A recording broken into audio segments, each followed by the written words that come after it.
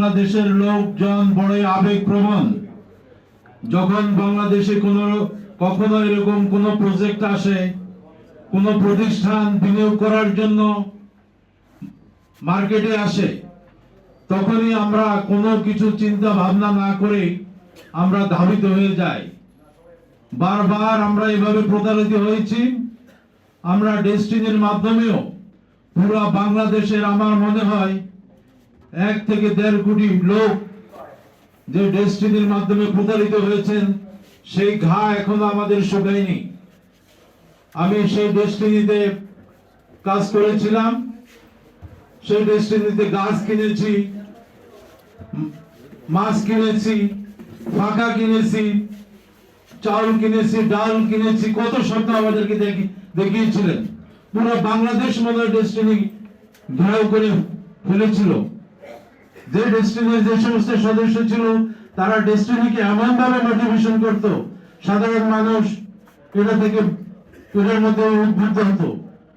তারপরে আরেকটা আসছে কি, আই প্রে টু ইউ, তার মাধ্যমেও বাংলাদেশের লক্ষ লক্ষ মানুষ প্রতারিত হয়েছিল। তারপর প্রতিজ্ঞা করেছিলাম যে এই ধরনের কোন প্রতিষ্ঠানে আর কখনো ইনভেস্ট করব না, সময় দিব না, কখনো লগ্নি করব না। কিন্তু বাংলাদেশের মানুষ কোথায় যাবে, কোথায় ইনভেস্ট করবে? অবশেষে সেই নাজরান ফিশারিজের সাথে এক লোকের সাথে আমার দেখা হলো, মোকাররম হোসেন টিটু নামের এক ব্যক্তি। আমার অফিস ছিল পল্টনে, এখানে বসতাম। উনি আমাকে প্রথমে আমার সাথে বন্ধুত্বের সম্পর্ক করলো, আমাকে মানে হোটেল নিয়ে যায়, খাবার দাবার করে, তারপরে আমাকে দাওয়াত করলো নাজরানের সেমিনারে অংশগ্রহণ করার জন্য। তো আমি তাকে সাফ বলে দিলাম যে ভাই, প্রতারিত হয়েছি বারবার, আর প্রতারিত হইতে চাই না। উনি আমাকে বললো যে ভাই একবার দেখে আসেন, this is totally different organization, fisheries, Najran fisheries. ওনাদের কোটি কোটি টাকার প্রজেক্ট আছে কোথায়? সেই নোয়াখালীতে। আপনাকে সেখানে নিয়ে যাব। আমার জন্য গাড়ি টাড়ি সব রেডি করা হয়েছিল, তখন আমি কিন্তু আমার প্রোগ্রাম যাওয়া হয়নি। তারপর আমি একবার চিন্তা করলাম, ঠিক আছে যাই, সেমিনারটা আমি দেখি কি অবস্থা। তো সেমিনারে তো সেই একই কায়দা কানুন, কিভাবে আপনাকে প্রবলব্ধ করতে হয়, কিভাবে আপনার টাকা ইনভেস্ট করবেন, সবকিছু। ডেস্টিনি ছিল সামান্য টাকার অ্যামাউন্ট, ওখানে সদস্য হওয়া যেত, কিন্তু এই নাজরানের সদস্য হইতে হলে মিনিমাম আপনাকে 1 লক্ষ টাকা এখানে ইনভেস্ট করতে হবে। আমি প্রথম দিন আমাদেরকে বিরিয়ানি মিটিং সেমিনার করলো, বিরিয়ানি খাওয়ার পর তারপরে চলে গেলাম। আমি আর এটার জন্য কোনো করলাম না, ফিডব্যাক দিলাম না। পরে আবার আরেকদিন আমাকে দাওয়াত করে নিয়ে আসা হলো। নিয়ে আসার পর আমি চিন্তা করলাম, ঠিক আছে দেখি, লভ্যাংশ আছে, তারপর বেনিফিট আছে, যেটা আছে ওখানে। এখানে লভ্যাংশ হলো আপনাকে 1 লক্ষ টাকা রাখলে প্রতি মাসে আপনি বেনিফিট পাবেন 3000 টাকা, আর মূলধন থেকে পাবেন 3000 টাকা, 6000 টাকা। তো আমি দেখলাম ভালোই লাভ, আমাদের সংসারটা ভালোভাবে সচ্ছলতা চলবে। যা যেভাবে চলি, আমি অবসর মানুষ, একজন মুক্তিযোদ্ধা, আমি আমার ইনকাম সামান্য 20,000 টাকা আমার ভাতা আসে। তো 2-3 মাস ভালোই চললো। 3 মাসের মাথায় দেখি যে কি আমার বেনিফিট অর্ধেক হয়ে গেল। তখন বললাম কি অবস্থা? বলে না, এটা কিছু জটিলতা আছে, আবার ফিরে আসবে। তো সেটা তো ফিরে আসলো না। সে 2023-এর নভেম্বরের কথা, 23-24, তো মাঝখানে বোধ হয় কিছু টাকা, সামান্য কিছু টাকা ঈদের ব্যাপারে আমার লিডার হইল আমার পাশে বসা একজন মুক্তিযোদ্ধা জনাব শামসুল হক ভাই। তো উনি আমাকে খুব ইমপ্রেস করেছিলেন, অ্যাপ্রিশিয়েট করেছিলেন।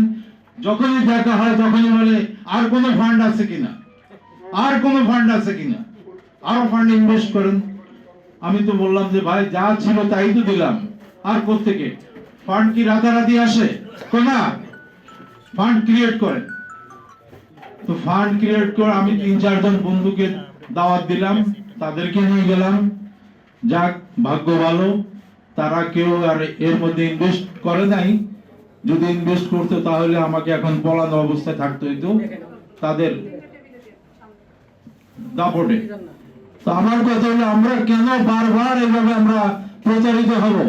আর এই প্রতারক বৃন্দ যারা আছেন, সেই মোশাররফ হোসেন একজন ভদ্রলোক, দাড়িওয়ালা। আমি মুক্তিযোদ্ধা হিসেবে কেউ কেউ আমাকে ওনার সাথে স্পেশাল পরিচয় করাইলেন, দেখা করলেন, আমার সাথে হাত মেলাইলেন, আমাকে আশ্বস্ত করলেন যে টাকা মায়ের হবে না, আপনি কখনো আপনার টাকা মার যাবে না, আমাকে বারবার আশ্বস্ত করলেন। তা আমি চিন্তা করলাম যে এখানে যারা সদস্য, সবই সদস্য দেখলাম, most of the members are they are from army man, navy man, air force.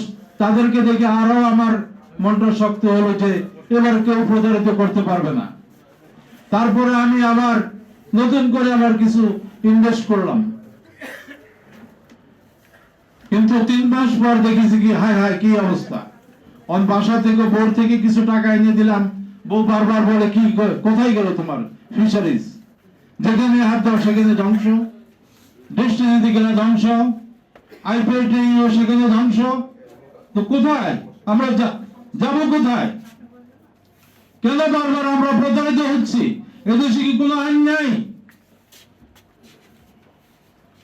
কিভাবে তারা এই 18,000 মেম্বারের টাকা, হাজার হাজার শুনতেছি 1,500 কোটি টাকা, 1,500 কোটি টাকা দিয়ে একটা ব্রিজ, পদ্মা ব্রিজ হয়, সেই টাকা নিয়ে তারা পালিয়ে গেল। তারা এখনো লুকিয়ে আছে বাংলাদেশে। তো আমরা কোথায় কেন পারতেছি না? কেন তারা আমাদেরকে ধরতে পারতেছে না? এর মধ্যে গাফিলতি কোথায়? তাদের তো বহুত সম্পদ আছে, সেই হসপিটাল করার জন্য তারা জমি কিনছে, তারা বাড়ি করার জন্য জমি কিনছে, সেই ফিশারিজের কোথায় নোয়াখালীতে তারা লক্ষ লক্ষ বিঘা জমি রাখছে, কোথায় তাদের সেই ফান্ড? কোথায় ব্যাংকের সেই ফান্ড? আমরা এত এলিট পার্সন এখানে। আমি যখন নাজরানের এই বিষয়টা আমি ফেসবুকে দেখি, আমার হোয়াটসঅ্যাপে দেখি, বহু সদস্যবৃন্দ এত সুন্দর সুন্দর বক্তব্য দেয়, তাদেরকে ধরার জন্য আমি শামসু ভাইকে বলছিলাম। শামসু ভাই বোধহয় 2 মাস আগে আমার অফিসে গিয়েছিলেন। আমি একটা হজের অফিসে কাজ করি, আমার একটা হজ অফিস আছে আশা এভিয়েশন নামে, যাত্রাবাড়িতে আমার অফিস। তো শামসু ভাই কয়েকবার আমার অফিসে গেলেন, দরখাস্ত লিখলেন, স্বরাষ্ট্রমন্ত্রীর কাছে দরখাস্ত লিখলেন। তারপরে আমি বলছি যে আমরা দরকার হলে আমরা সেনাবাহিনীর প্রধানের সাথে যাই, দেখা করি। আপনারা এখানে তো ম্যাক্সিমাম লোক আর্মির লোক আছেন, নেভির লোক আছেন, আপনারা বিমান বাহিনীর লোক আছেন, ওখানে যাইতে সমস্যা কি? আমরা কিছু লোক এখানে সিলেক্ট করি, আমরা 10-15 জন লোক আমরা ওখানে দেখা করতে পারি। হলো না। তারপরে একদিন হঠাৎ আমাকে শামসু ভাই বললো যে কি তাদের একজন ডাইরেক্টর নাকি কোর্টে গেছে হাজিরা দিতে। ওখানে গেলাম, ওখানে 8-10 জন লোক দেখলাম। আমি অনেকক্ষণ থাকার পর আমি চলে আসলাম, আমি আর থাকতে পারি নাই। তো আমার কথা হলো, আমরা কতকাল এইভাবে প্রতারিত হব? আমি আর কি বলবো ভাই, সবাই আমরা এখানে যারা সবাই প্রতারিত, সবাই প্রতারিত। নিঃস্ব এক ব্যক্তি শুনলাম সে 50 লক্ষ টাকা সে ডিপোজিট করছে, ব্যাংক থেকে সে লোন নিয়েছে, জমি বিক্রি করেছে। যারা লিডার তারা এত সুন্দরভাবে তাদেরকে মোটিভেট করছে এখানে ইনভেস্ট করার জন্য, কিন্তু তারা এখন পথের ফকির। আমার কিছু টাকা ছিল, আমি যে টাকাটা আমার ওয়াইফের ফান্ড থেকে সে টাকাটা এখানে নাজরানে আমি ইনভেস্ট করছি। যে যখনই বাসায় যাই তখনই বলে কি হলো,